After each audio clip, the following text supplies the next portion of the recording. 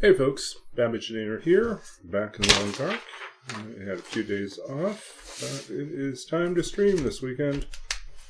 So, we're going to get going. We've got a couple days left here in...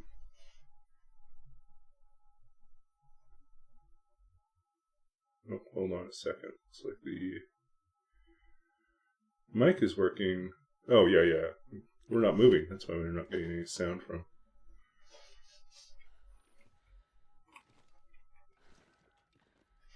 That's weird.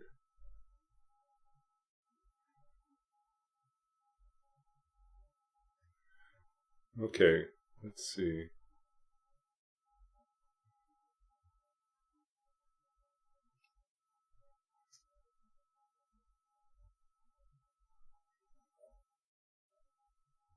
Okay.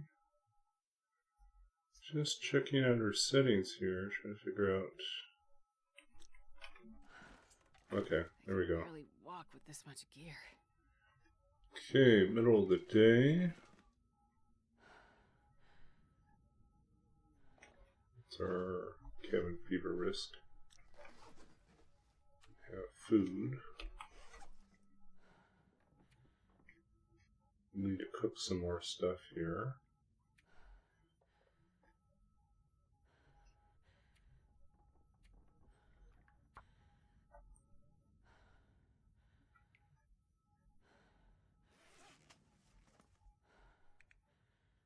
Okay.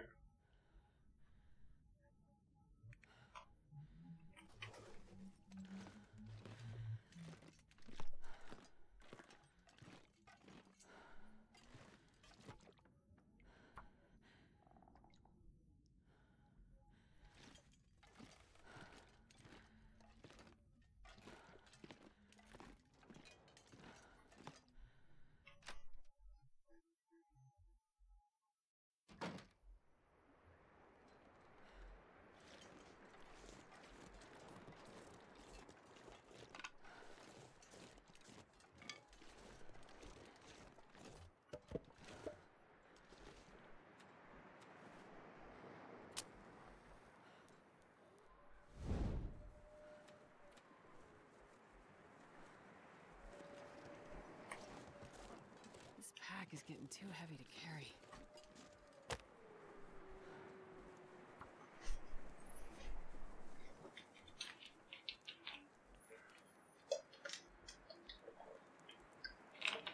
So how's everyone doing?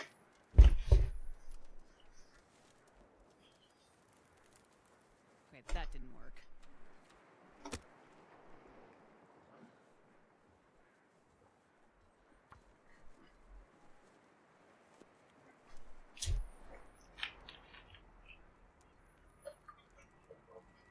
Come on, little fire.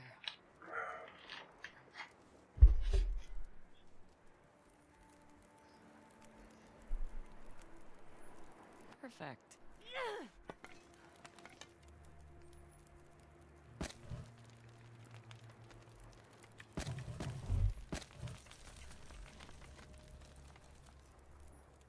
Lots of water, so let's focus on cooking things.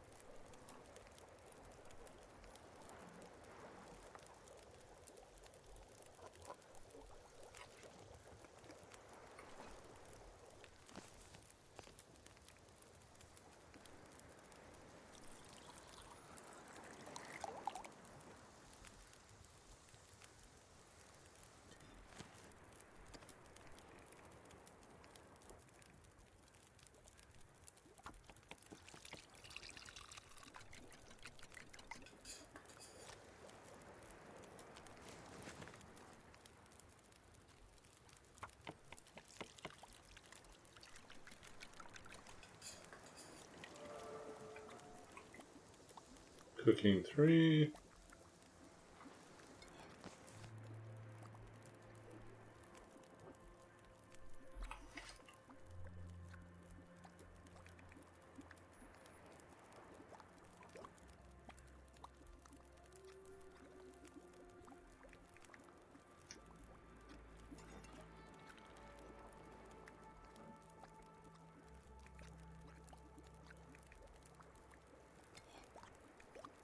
Five, 75. Okay, so this weighs the same amount, but not as many calories. But it does keep longer.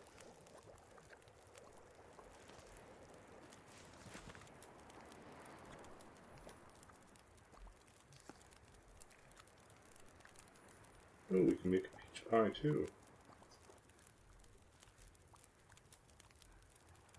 They just decay really quickly.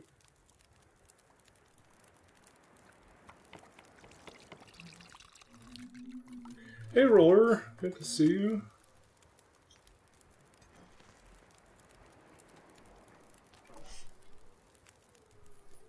Just spending a little time cooking and getting ourselves ready for whatever's next. I am preparing myself for the possibility that we will not find the hammer here.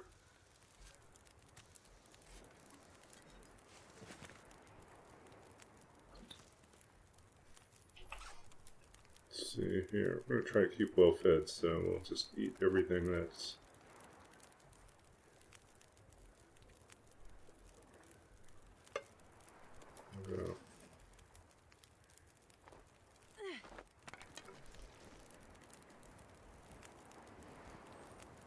Yeah, that's terrible.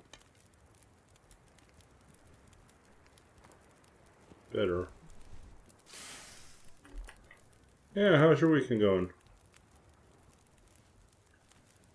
Oh, this is terrible. Better.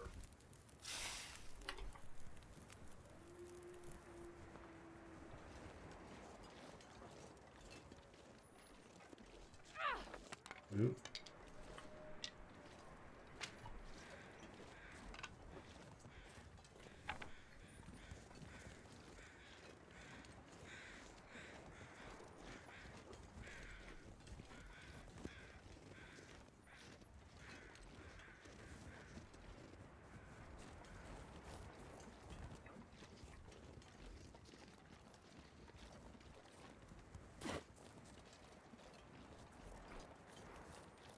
So far, so quiet. Well, I guess it's good.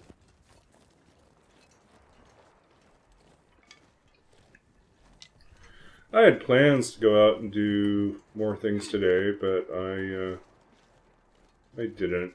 I did go out and do a little bit of grocery shopping, but other than that, I failed. Part of it was because I spent a chunk of the day troubleshooting why my printer suddenly stopped talking to the desktop, but could still be accessed from Wi-Fi connection. So yeah, it's partly my fault. Like that, the desktop is hardlined in Ethernet, and the printer connects both on the Wi-Fi and also, is through a USB connection to the desktop. And rather mysteriously, the USB connection would register, like if you plugged in the USB cable, it would momentarily recognize that you would plug something in, but then it wouldn't recognize it as a printer. But at the same time, if I printed from my phone, the printer was still fine. It was very mysterious. And, yeah, I had to uninstall, reinstall a few times before I finally was able to get it all working.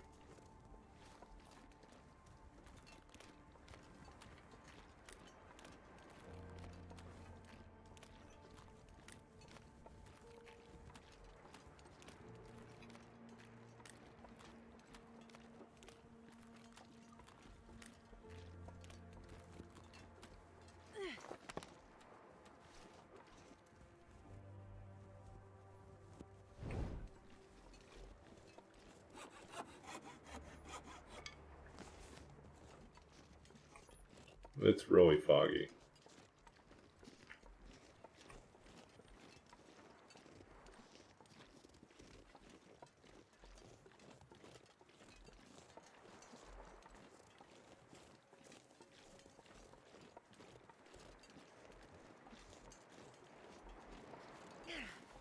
Yeah, keep going now. But yeah, I was finally able to get it to work, so. No.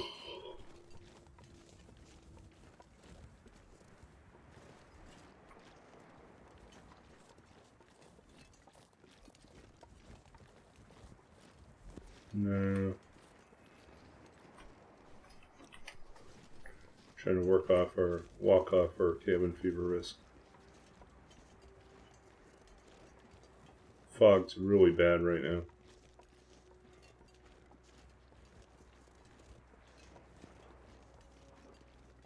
So yeah, I had thought about doing a little shopping trip. Didn't really want to go to the mall. I don't have any aspirations about spending big money on clothing shopping right now, but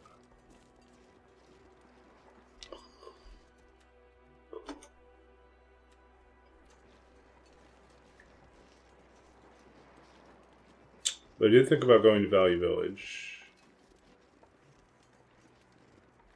And then I didn't.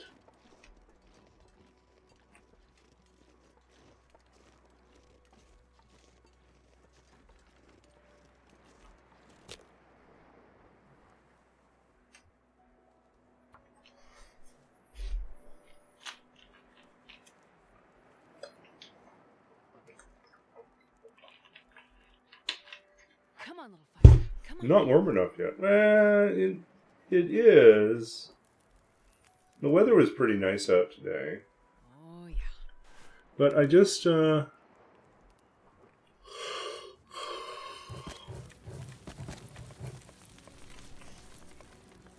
don't know, I just felt lazy.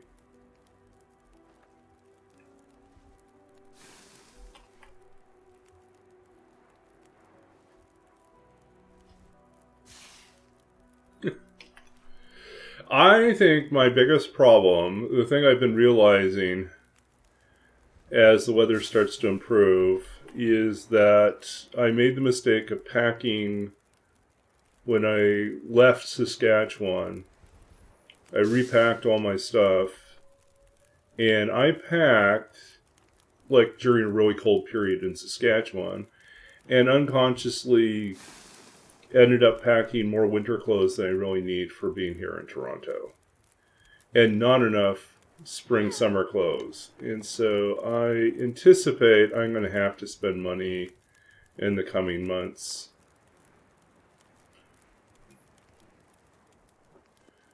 Yeah, I anticipate I'm going to have to add a few more things to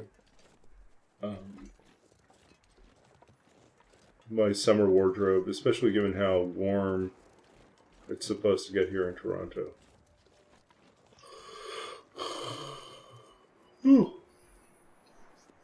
Yeah, so that's the Value Village thing. But I do find that my big concern about Value Village is going to be that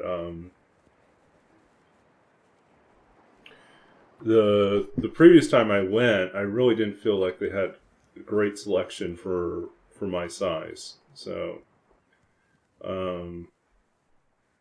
that's going to be an issue.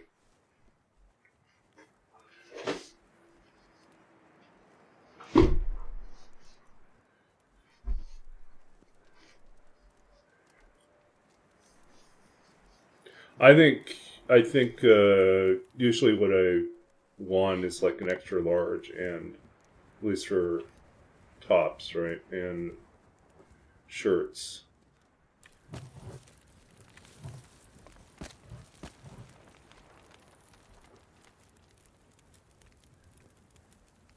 And I'll admit, I've been now thoroughly influenced by my roommate that I had when I was at UBC, who's European, and spent a lot of time educating. Well, I don't know if it was a lot of time, but living with them for like a year and a half taught me a lot about, because when they came, they didn't bring a lot of stuff with them. They just had, but they had really excellent choices for their clothing staples, so that it was, everything was quality and everything looked good, and they were always able to make good outfits. And I was like thinking, how do you do that? And because, and I mean, spent most of my life as a computer programmer or being a graduate student. I'll admit, I didn't really, I don't know. I also grew up in a family where you just kind of made do. So this idea of style and choosing quality items, I hadn't really paid too much attention to. My dad had tried to teach me a few of those things, but I don't think I really appreciated, sort of the finer points of that much later. But the thing I am starting to realize is that there is a point in trying not to have too many, trying to focus more of your wardrobe on things that are natural fibers, like cottons, linens, and wools. Just because they last longer and they breathe better. And so much of what you end up with as you when you're broke or when you're starting out, you buy stuff and you think it's going to look good on you, and it might look good for the short term, but then you start realizing it's actually not that comfortable because you're either always overheating in it, or it's the fabric, the texture, or something about it just doesn't feel right. And you don't enjoy being in those clothes because they don't breathe right or they don't feel right on the skin. And then really more by luck, I've purchased a couple really some pieces I really feel comfortable in, and oh, so this is what the deal is. And it's really not about the money, although money is a factor, but it's really looking for things that fit you well, are made from materials that are comfortable and feel like they let you breathe and not stifle you or smother you. Yeah. So I'm wearing this hoodie right now. It's one of my favorite things to wear when I'm just lounging around the house. And it's just because the cotton quality on it is super soft. It's so soft. And it's just a really, I got it at Winners, and I just happened upon it. And I as soon as I touched it, I was like, oh, wow, this is a completely different type of cotton. And that was just a way better cotton than I'd ever experienced before. And so it's now one of my favorite things to wear.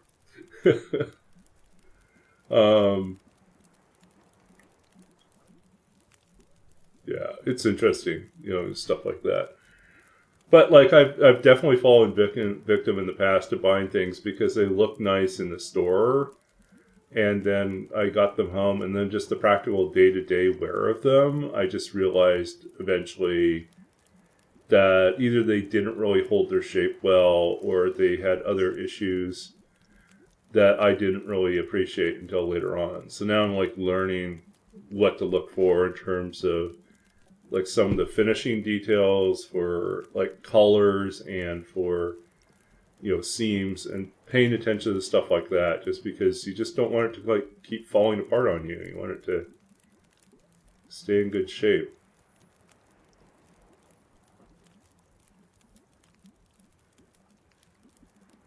Yeah.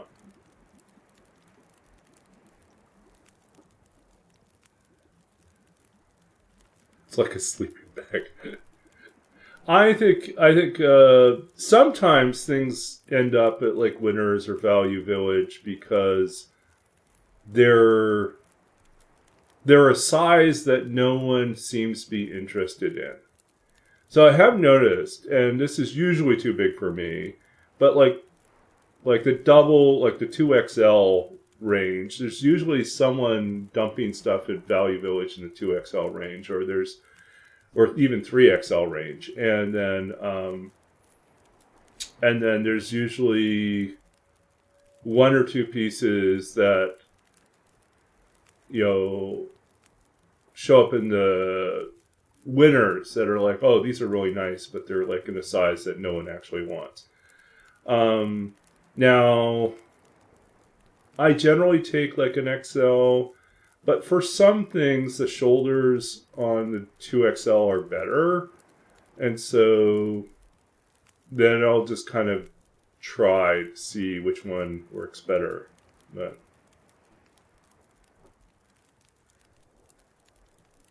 stuff that you wear after holiday dinner, then exercise it all off after a month.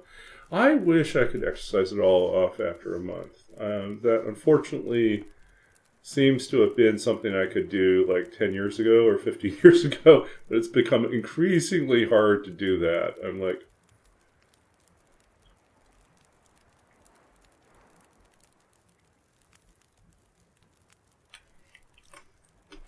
hey, what else do we have for food right now?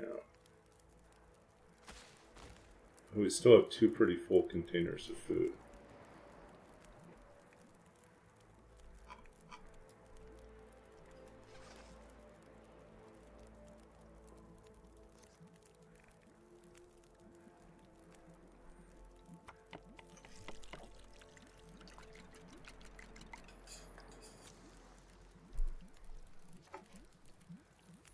We still have 12% risk.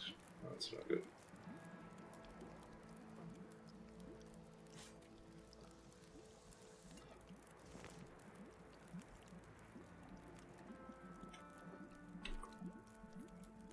Hey, where are we at here? Cooking's still long ways. Far starting, still a ways.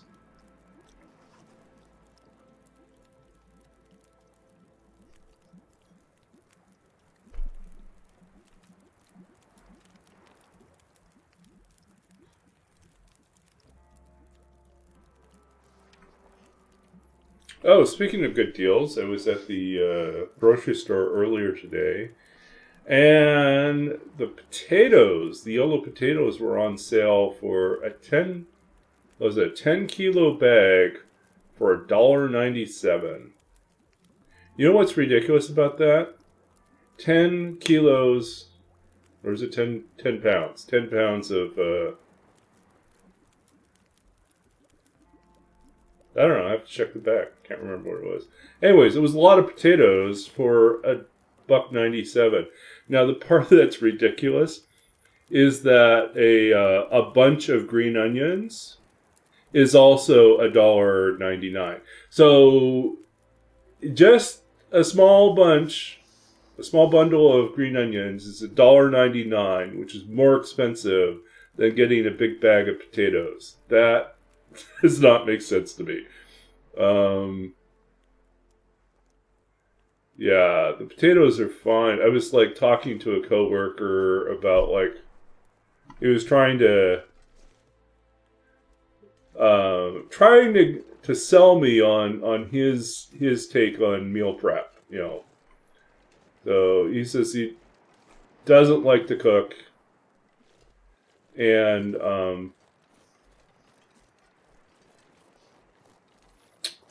so he tries to minimize the amount of time he has to spend preparing things. And so he was saying that he got some potatoes and a pork chop. That's he just roasts some potatoes and then puts that in a Tupperware and then brings a pork chop in the other Tupperware. Or he has something else, but it's usually some combination of those things. But the potatoes are like a key part of it. He's just. I was like, I don't know if I want potatoes with every meal, but tonight I decided I'd do like I roasted some potatoes in the air fryer, and I seasoned them up, and then I chopped them up and seasoned them up, and then roasted them in the air fryer, and then added a little bit of butter in the air fryer as well, and they came out really nice. So I'll probably do that again.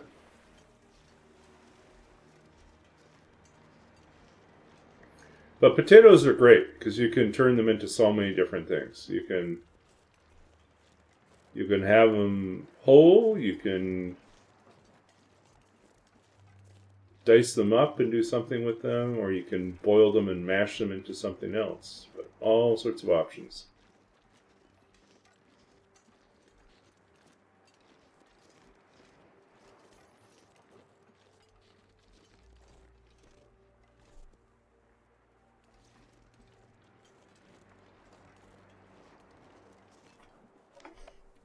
We are not out of cabin fever risk yet.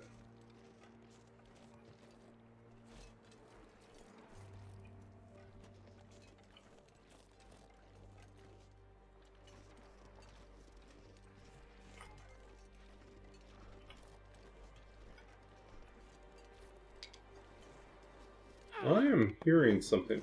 I've still got some torch left here.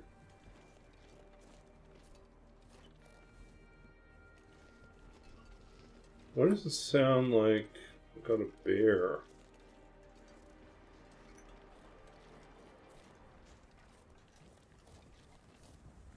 Must be in his lair.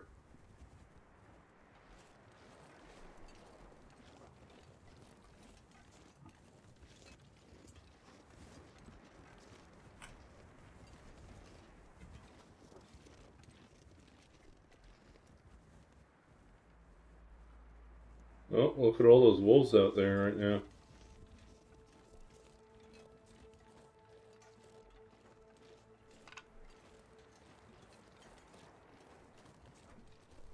I'm not going to be able to carry this load for much longer.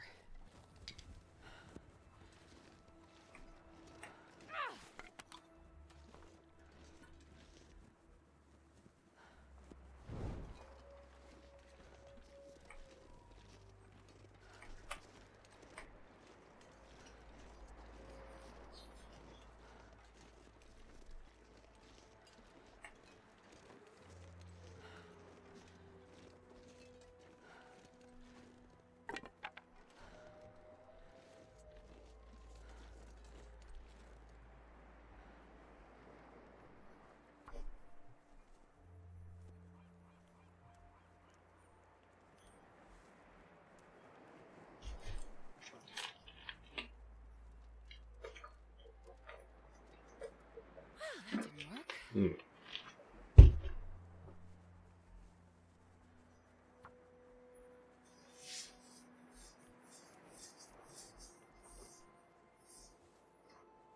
Come on, little fire. Come on. Oh, let's see what else is new.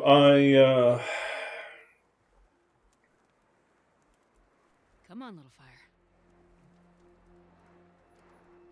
I started watching a K-drama, Korean drama called Bon Appetit, Your Majesty, which is not a particularly new concept, but it is about it's about a chef. So a woman who is has just won a major cooking competition, international cooking competition, and earned the right to be the head chef of a three Michelin star restaurant, and who's Korean and but trained in French and European cuisine as well as classical Korean cuisine, and she gets this wonderful opportunity, and she decides she's going to go back to Korea to visit her father, before she starts her new job. And on the flight, which happens to be in the middle of an eclipse, of course, something happens, and she ends up getting transported backward through time, partly as a result of this this antique book that she's been transporting for her father. She's supposed to bring it back to her father, which is also a cookbook. So it is historical text. And so anyways, the text activates. There's some sort of magic to it. And she ends up being time slipping, as they say, back into the Joseon period, which is like a classical medieval period. Well, let's say I don't know if it's medieval as much as maybe like 16th or 17th century, something like that. Anyways, yeah, and then she ends up becoming the royal chef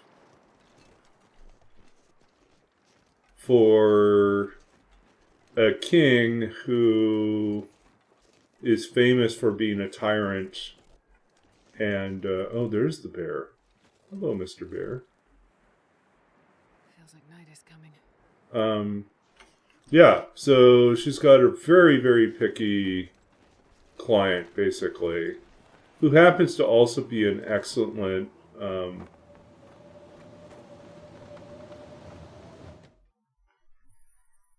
also happens to be an epicure, someone who really loves good food. It seems to be his only redeeming quality. But of course, nothing is as it seems, and things get more complicated as time goes on. I've only watched about 4 episodes so far, but it's been entertaining. For some reason, all the things end up being cooking challenges, or her life is on the line because of something she has to cook.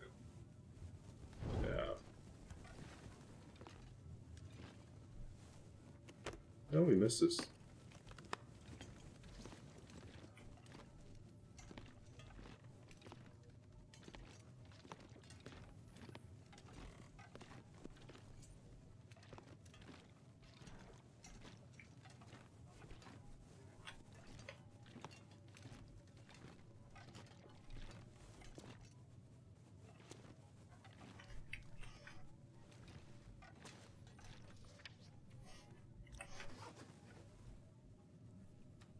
Oh yeah, let's see what else we have here.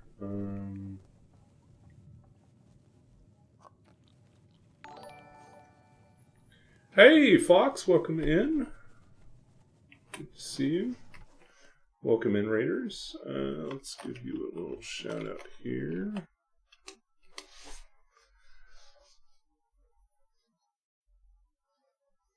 That way. Maybe I just forgot that the mine shook like this. That is super unnerving. I like it though. Oh, danger, keep out. That sign won't stop me because I can't read. Okay. Let's see here.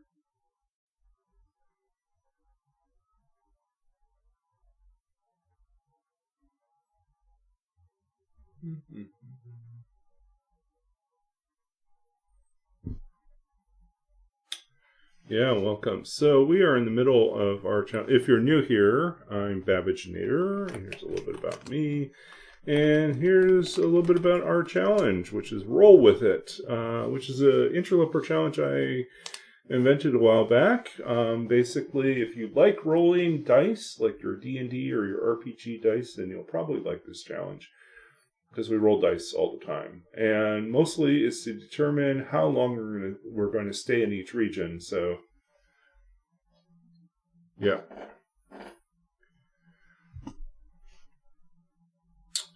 So yeah.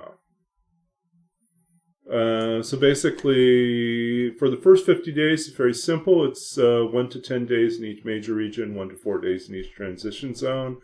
After day 50, everything gets more complicated, becomes 1 to 20 days in each major region and 1 to 6 days in each transition zone. At day 100, transition zones, these are micro regions like ravine or crumbling highway. At 100 days, it becomes 1 to 8 days, and at 150 days, it becomes 1 to 10 days. So, hosting a D&D. Oh, okay, very cool. I think I popped in on one of those before. So, how's the campaign coming along? And what's it like to stream like a game? I primarily focus on just running games. I don't think I have the bandwidth to also manage the streaming side.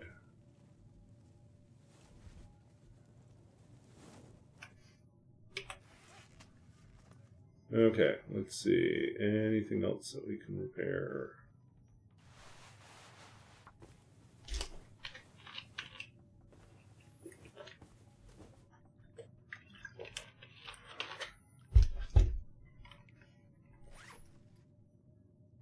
Lampy, Makuta, and Doodle are all streamers and friends. Oh, okay. So it's always good if you have a group that already has connections. They kind of comfortable enough to vibe off of each other. Oops, all the micronames.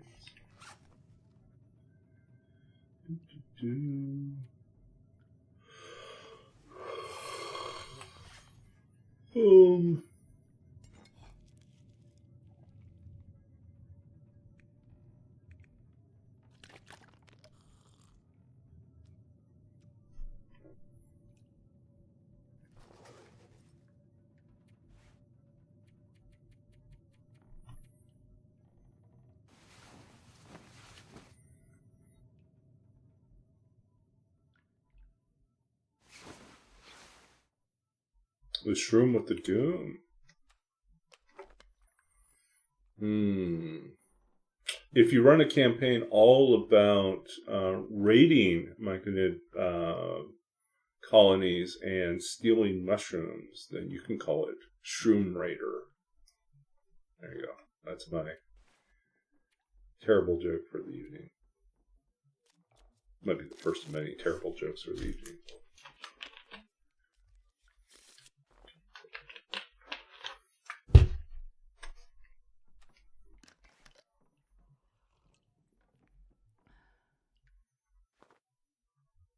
Yeah, I will check that out.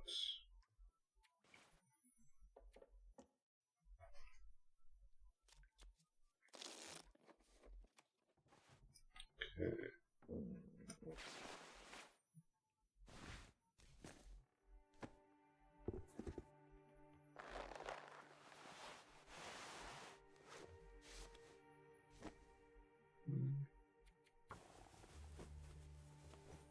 Legacy of the Underdark.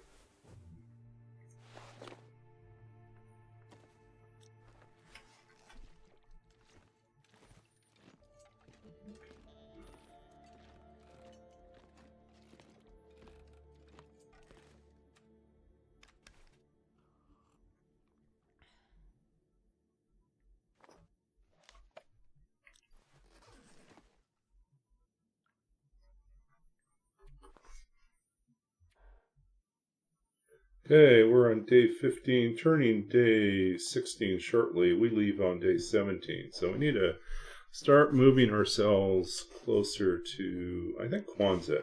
That's where we want to go.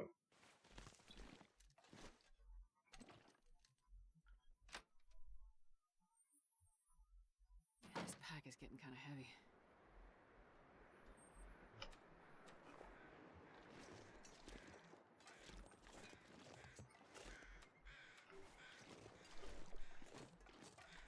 What are all the wolves out there?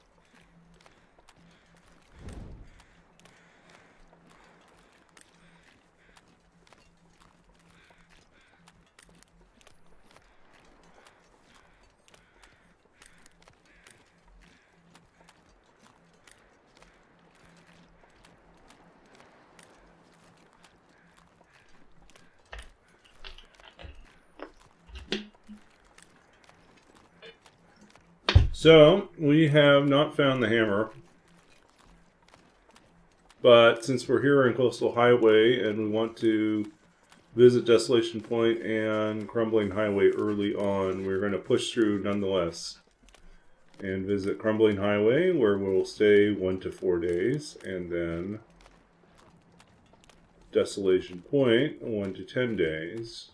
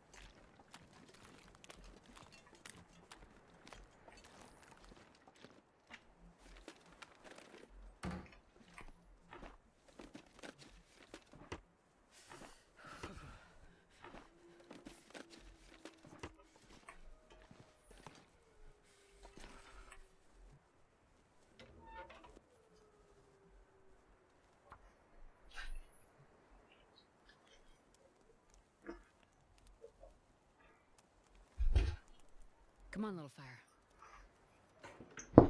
That didn't work.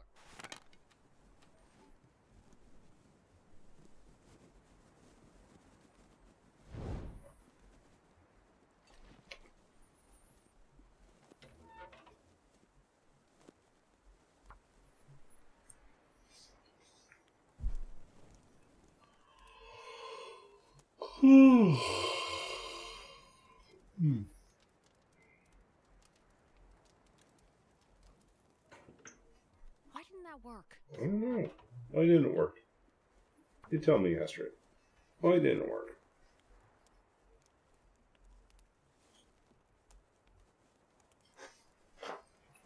Come on, little fire. Feel numb.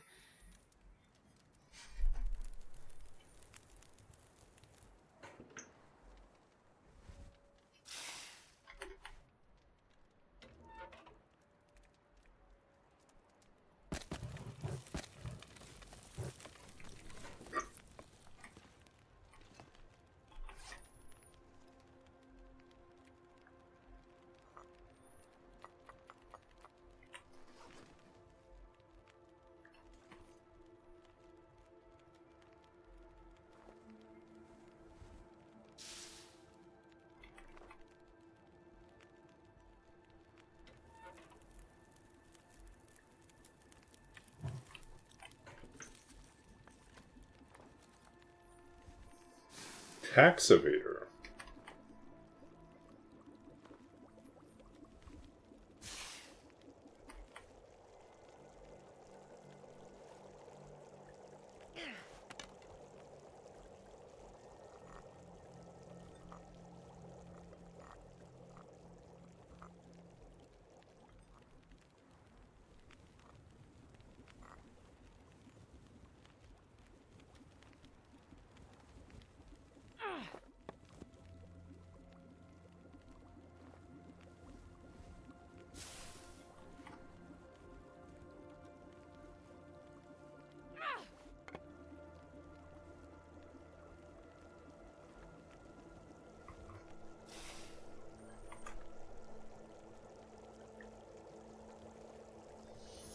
Yeah, it's pretty terrible too.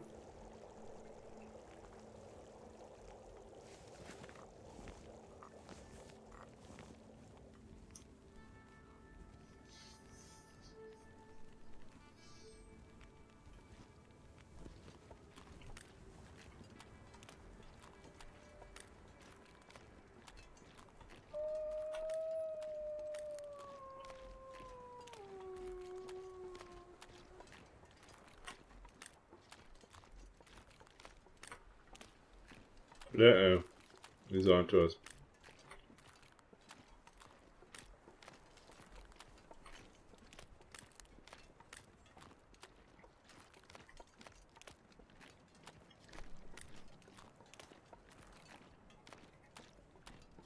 Oh, the bear's out too.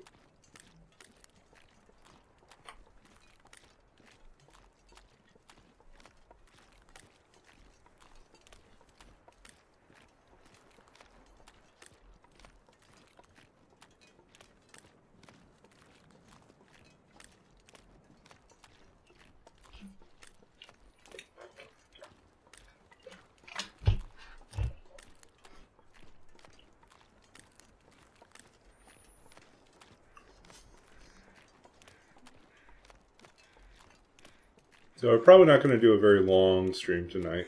I do need to be up early tomorrow, so go maybe for another half an hour.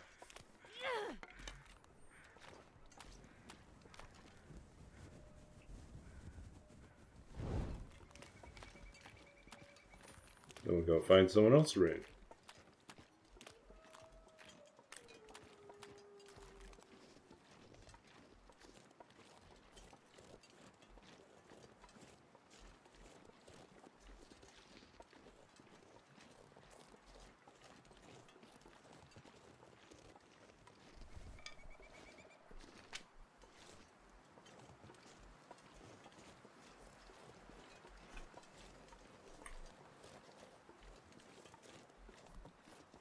That Mr. Moose? It's just deer. Just a deer.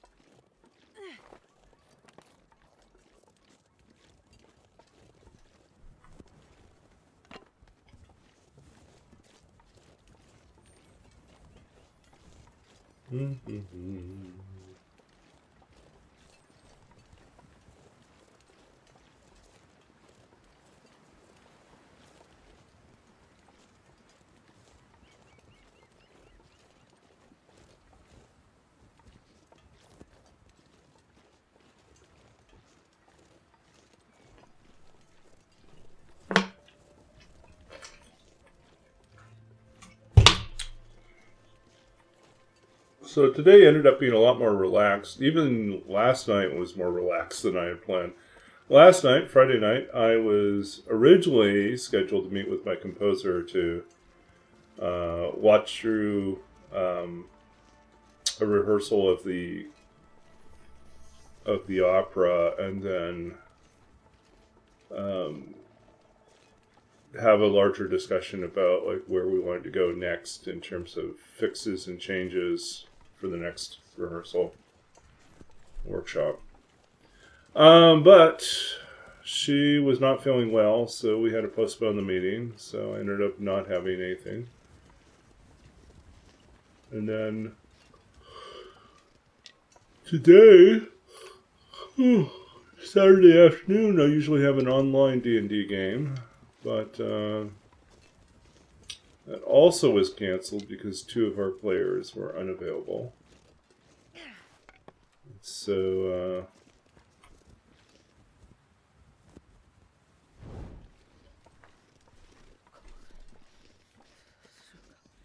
didn't have D&D either.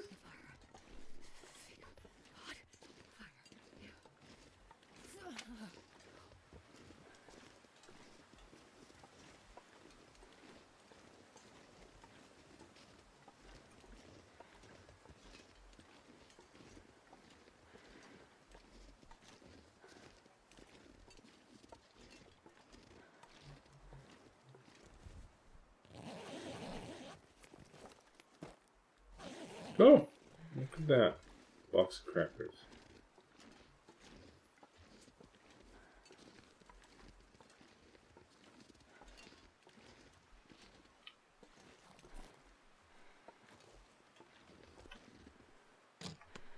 I think I can use this.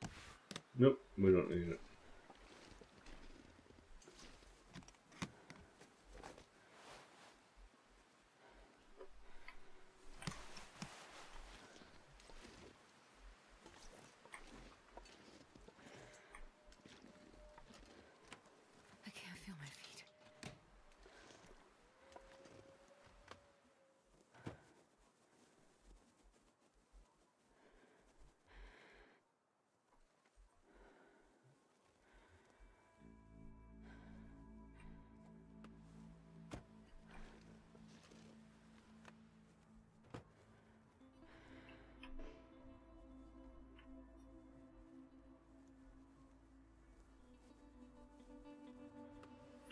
Okay.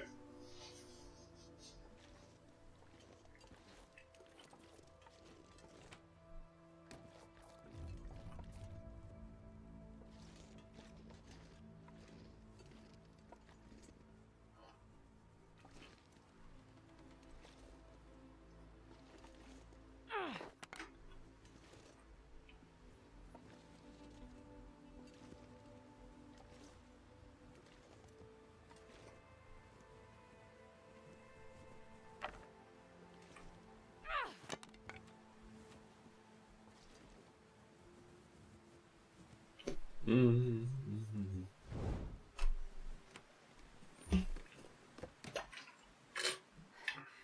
It's so cold. I just want to lay down for a bit.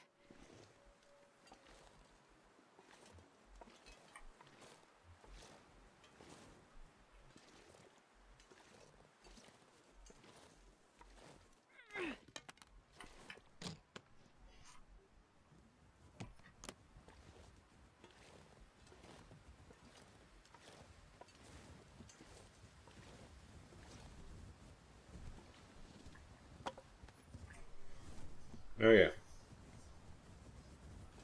Wind's picking up.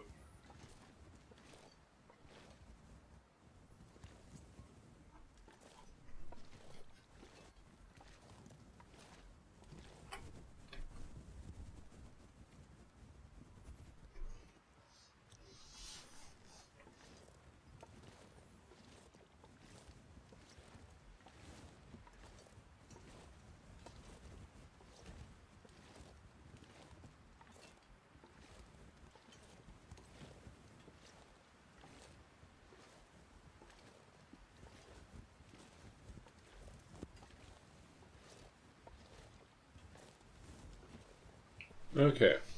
Starting to feel sleepy.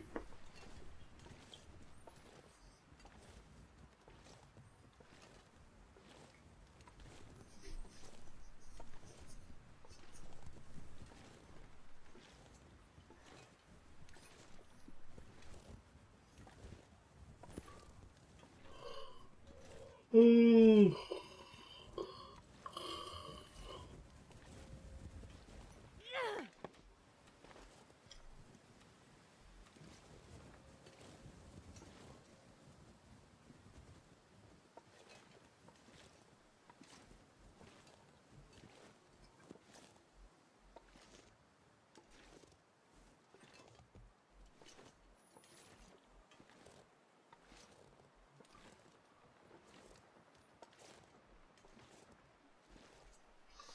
Okay.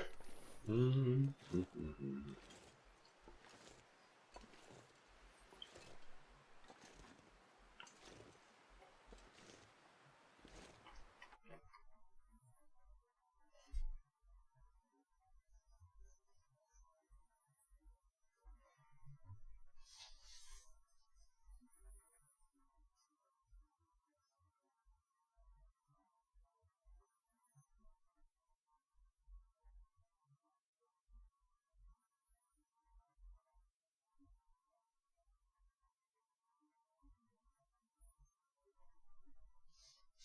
Okay.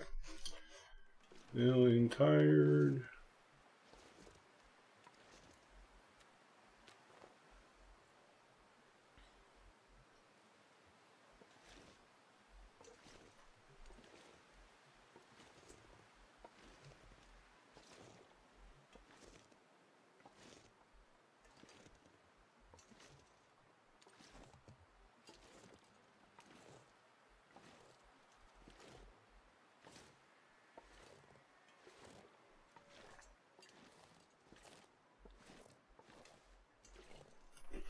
Okay.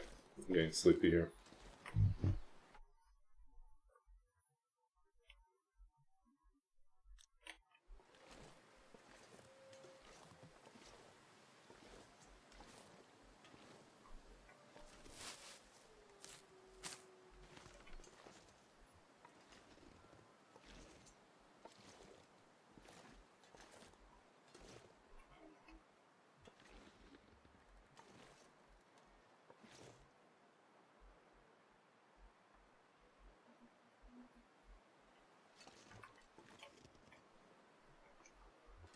Oh yeah.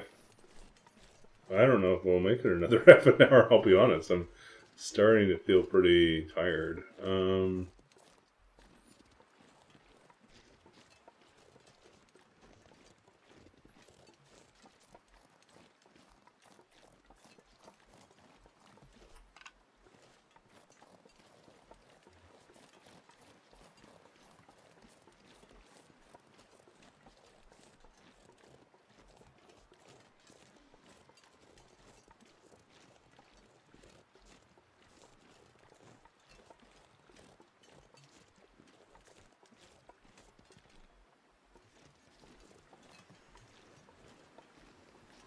Okay.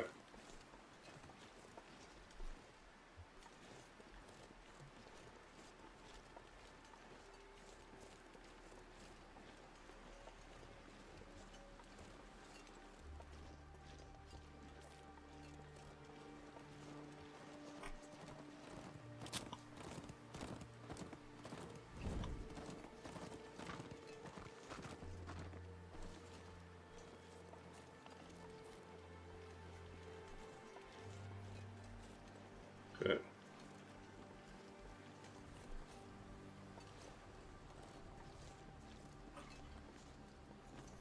You know, once in a blue moon they get left on the barrels, but no. The hammer, that is.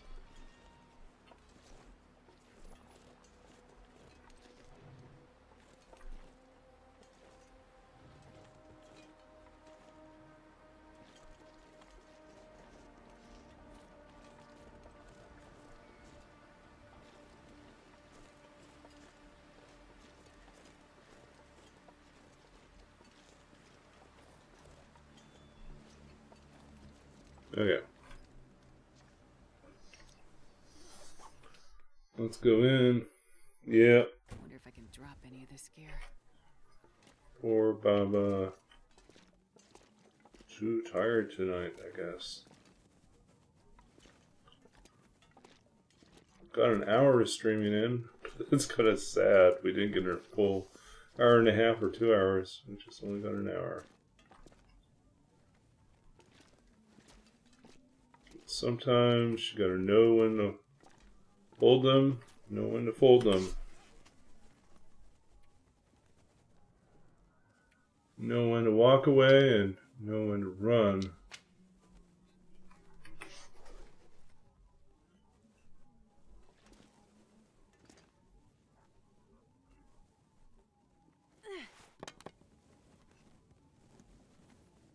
Okay, we'll just kind of let that go.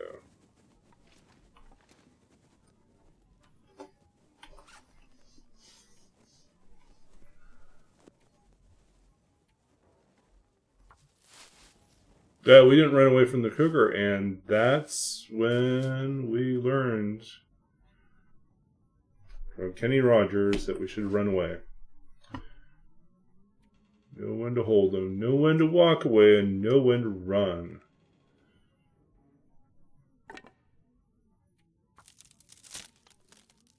Yeah. You never count your money when you're sitting at the table. Time enough for doubting. The dealing's done.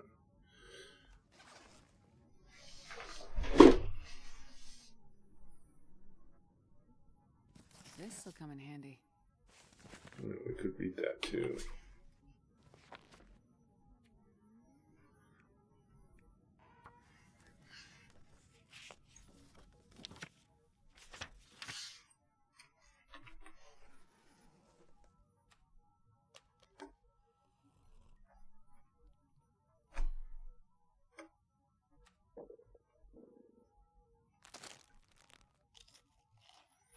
Saw the weirdest thing on social media earlier today.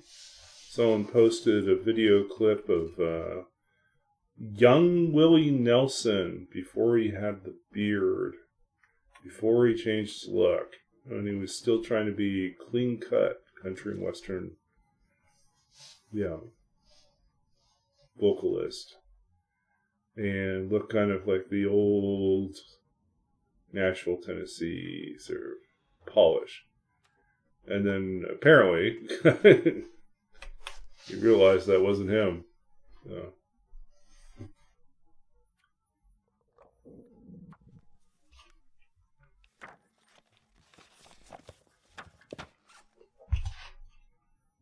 Yep.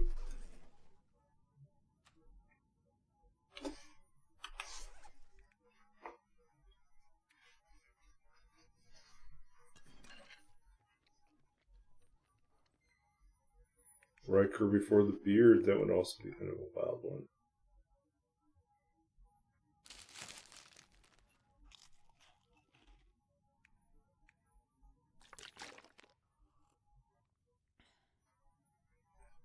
Okay.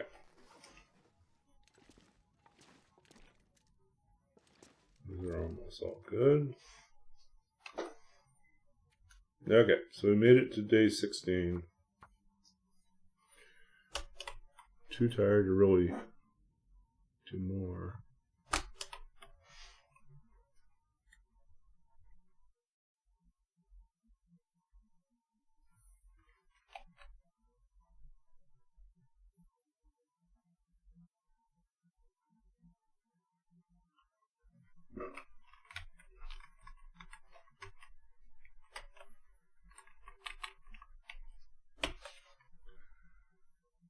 Okay.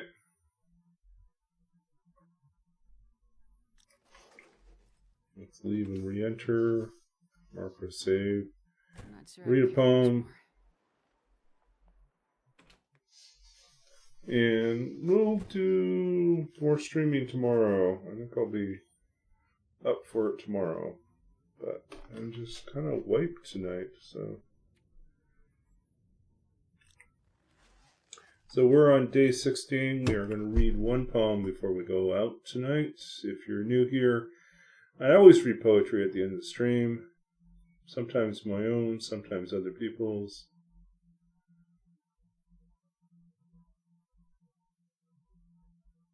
I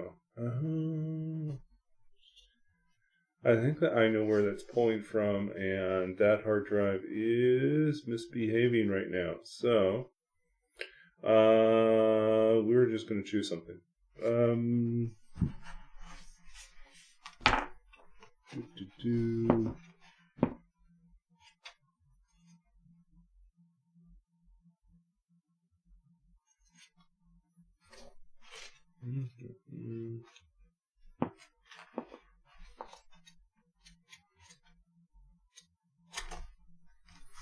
Maybe we'll do something from Babbage.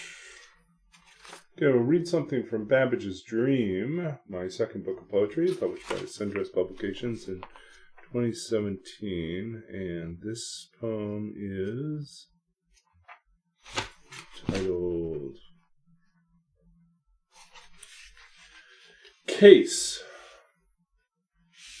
So this is an alternative to the if-then-else structure. This is a switch case or a match case. But basically looks at multiple values that a variable might have and has different things that it does. So this is case 1. This is not Chile.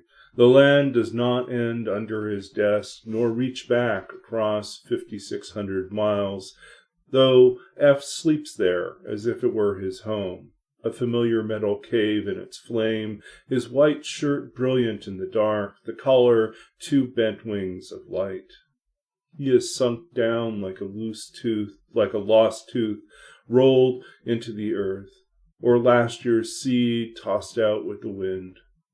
Above his head, the machine's fan whirs. This is America. 2. The heart of the machine is silicon and gold.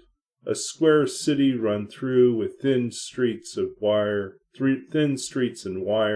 At this hour, its sides are hot enough to burn a misplaced hand. Night has emptied the corners, filled the last pockets of our floor, and even now someone is asking himself whether the language spoken in this city is a net of lures cast wide over the world, or merely the sum total of discrete truths, each a fire or the absence of fire. 3. F is sleeping, and we are all slipping further beneath the rising blade of the moon. How blind we are to have missed this, to have forgotten how the memory of a place can take form above us in the empty case. F descends into the dark dream of numbers, folding one void into another, writing a name, then erasing it before dawn. So this poem is actually dedicated to one of the programmers I worked with when I was working in the computer games industry. So in this poem and a number of other poems that revolve around things that happened or people that I knew when I was working in the games industry, I reduced everyone's names down to single initials. And partly it was for anonymity, but also because it was a nod towards Kafka's famous novel, The Trial, in which the main character is kind of navigating an incredibly complex and confusing bureaucratic nightmare, and all the characters are simply referred to with just initials, which really just emphasizes how dehumanized the whole experience is and how no one, you're just talking to letters and not even real people. So this loss of humanity is something I wanted to play with in these poems, and then also a nod to early computer programming, where frequently we learned in languages where the variable names were often just A, B, C, whatever. More modern programming languages and programming instruction has taught us to write more meaningful variable names. But at the time, it was really about hacking things up quick and easy, and so often we just use very simple variable names. So the person in the poem was my programming manager, was the person who hired me into the job in the first place. And it was kind of,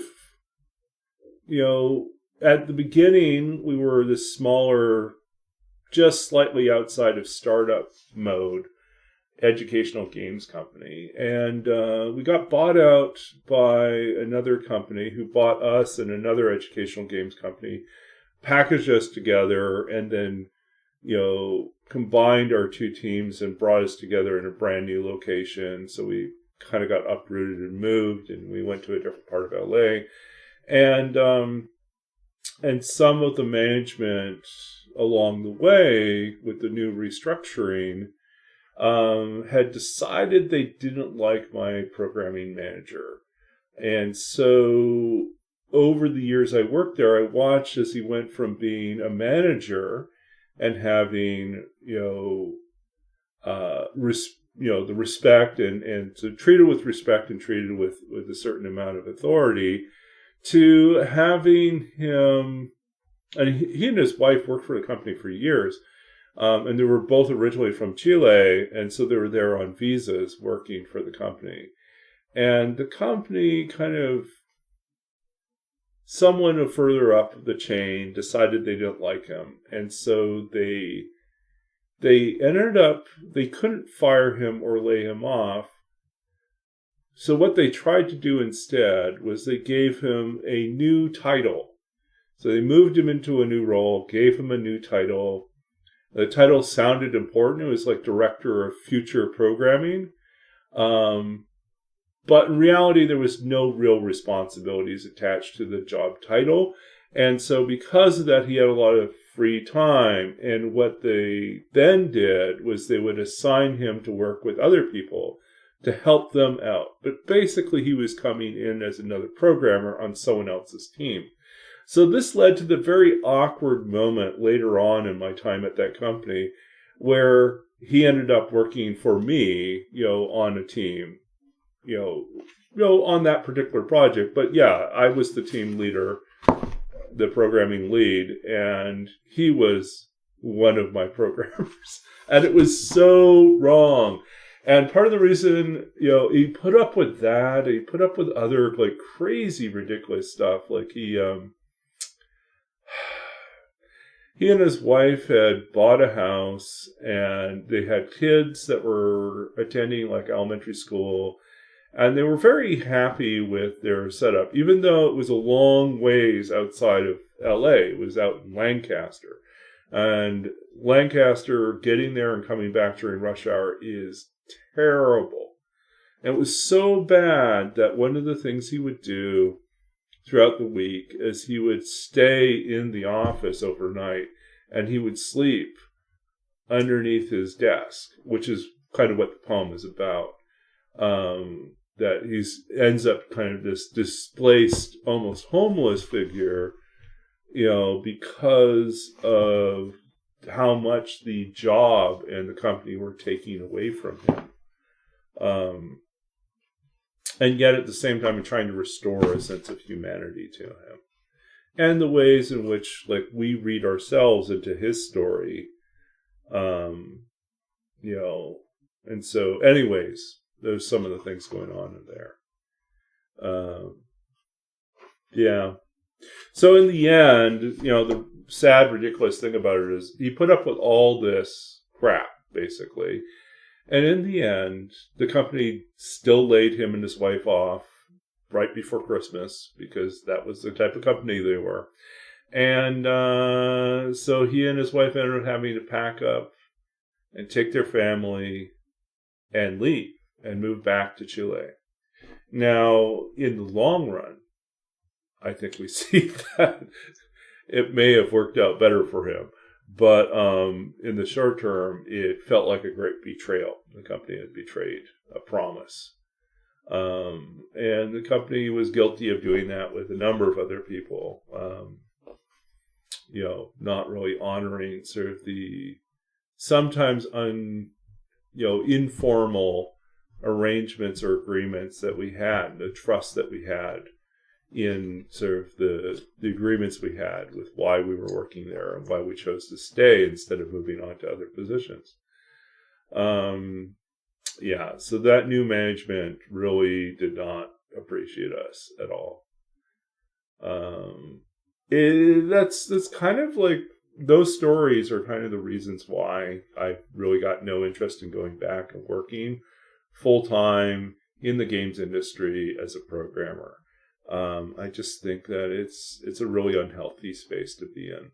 I think the type of game studios that are worth working for, the number of them is really small.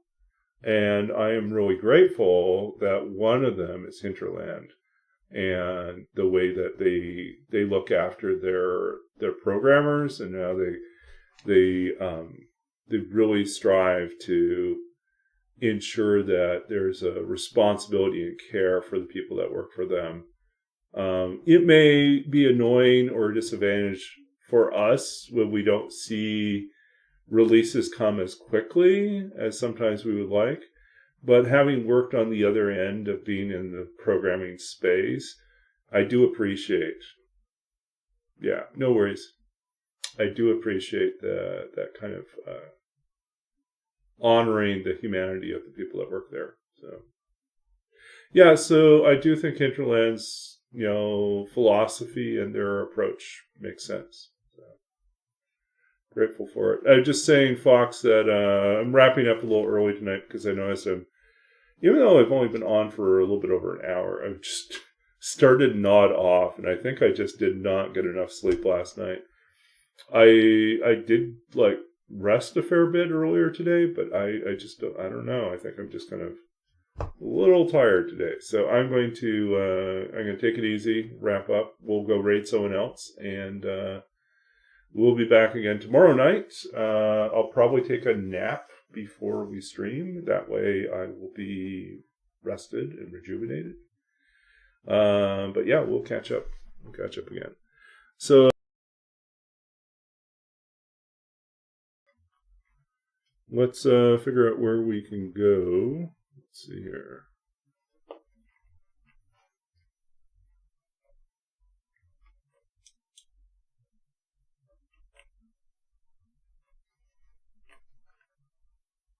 Okay.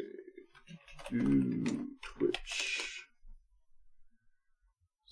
Survey says... Who we got?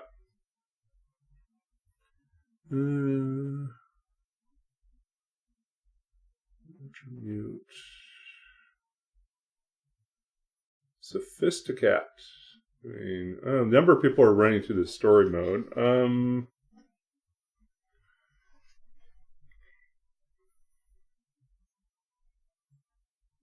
Deadpool's.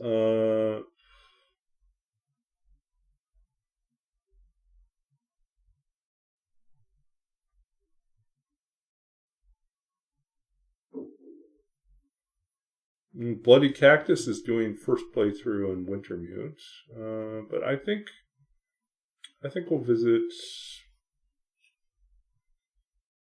Who should we visit?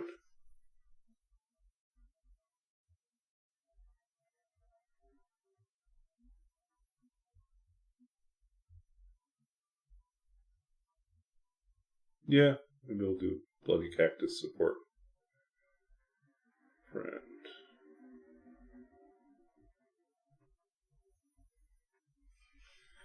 Okay, so let's. I think he's first episode. We'll see.